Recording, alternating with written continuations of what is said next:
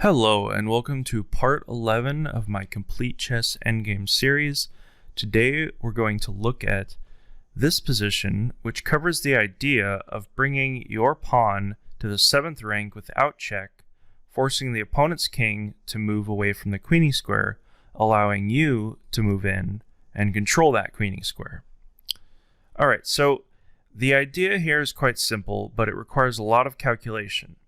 And your task is simplified because black only has two moves here, this move and this move. And the reason for that is he needs to, of course, keep his pawn in the corner, because if he just moves, then we'll just take that pawn and usher both our pawns in with no problem. So if black gives us his stiffest resistance, then we'll need to be accurate in our calculation. Now, again, as I said in part 10, king and pawn endings are very tactical in a way because they require a lot of calculation.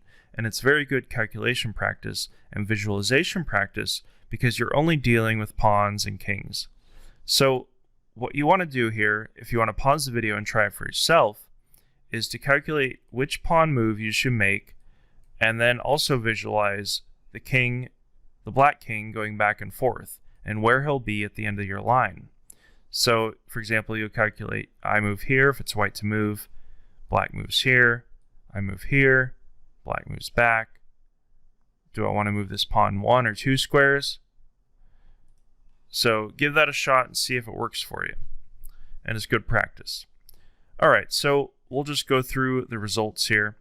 So pretty much white wins whether it's white or black to move. And he can start with g4 or h4 is okay.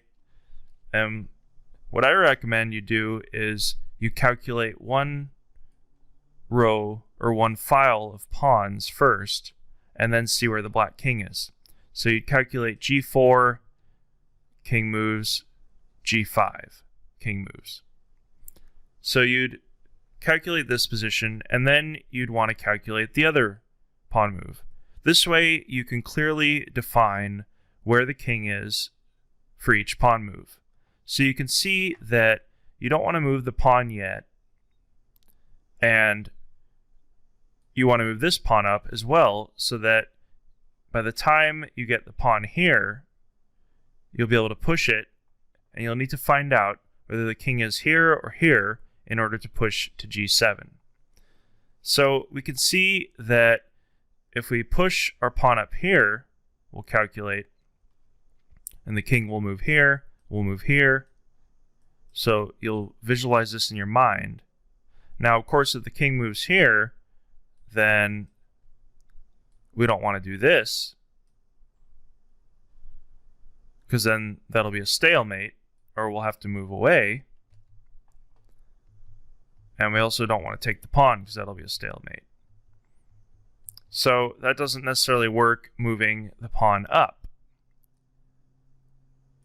So you'll calculate one move. We'll see if we bring one move up. The king moves, we bring our pawn up again, king moves, bring our pawn up again, the king moves.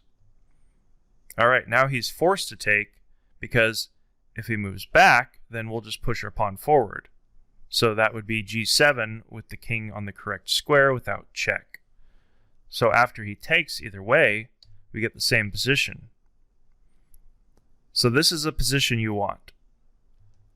And as you can see, black is forced to move to f7, and we move into h7, and we get a queen. Alright, so if all this seems kind of complicated, the idea is simple. It's just the calculation and visualization aspect. You might not have those abilities yet to visualize all those moves, but I would recommend you try, because if you don't try, then you won't develop it. So just give it a shot and try to use the method of one file of pawns at the same time. So you'll calculate this file first, see where the black king is, and then you'll calculate either one or two moves. So that'll simplify your task of calculation. Now, this isn't the most practical position. Of course, it could happen in a game, but it's really the idea that you're practicing here of calculation of specific pawn moves and knowing what you want as the end position. And that's the whole reason of studying these basic endings, is you want to know what you're going for. And that makes your understanding and calculation a lot simpler.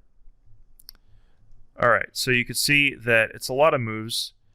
Towards the end, I think it's 14 moves or so